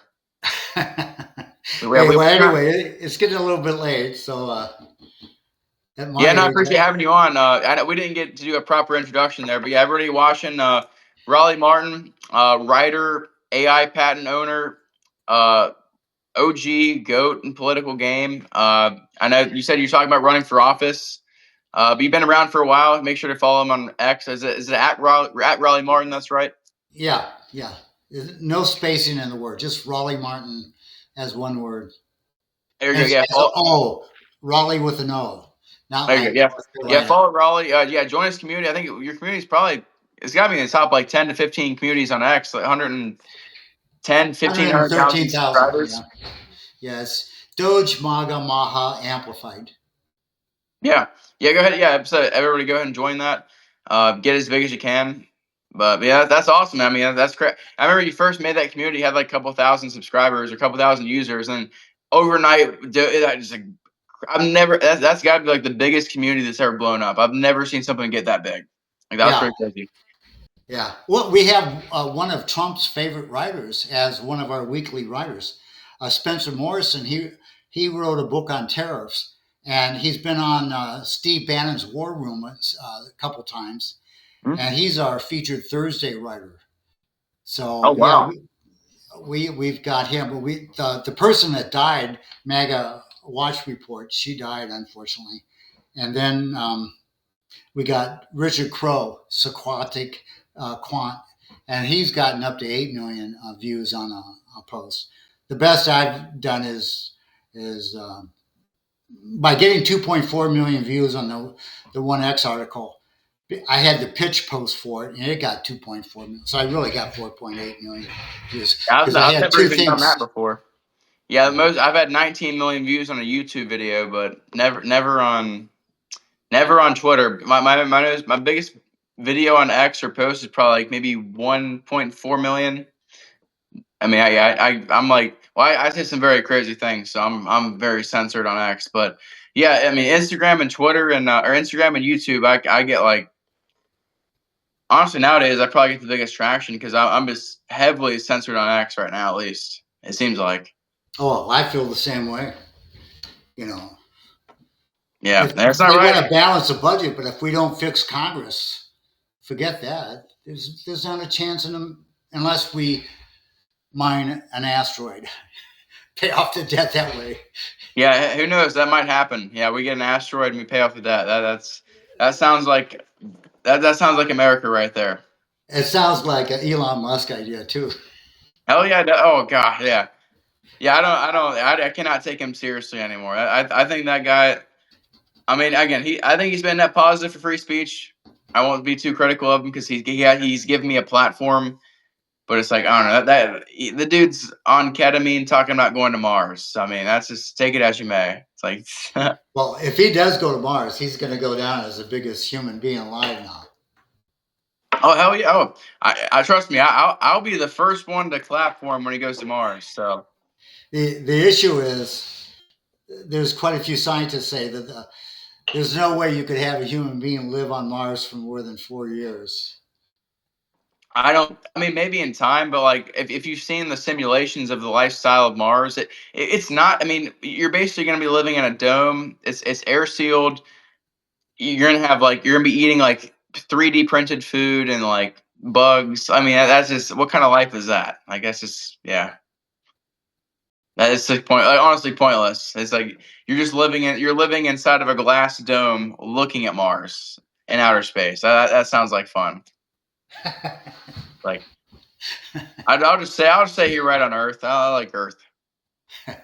Yeah, me too. Okay, well, thanks a lot. Absolutely. Let's do Yeah. it Hey, again. yeah. Well, I say it's December now, so we'll have you on next year in bright year of 2026, and we'll see what on Earth happens by then. But yeah, we'll have you on then. It's a great conversation about 2 hours in, and yeah, we'll have it up on all platforms hopefully in the next couple weeks, if not next year. So yeah, Raleigh, appreciate you coming on. It's always a pleasure. All right. So Thank you. how do I end this thing here? You press. I should have it. You press end and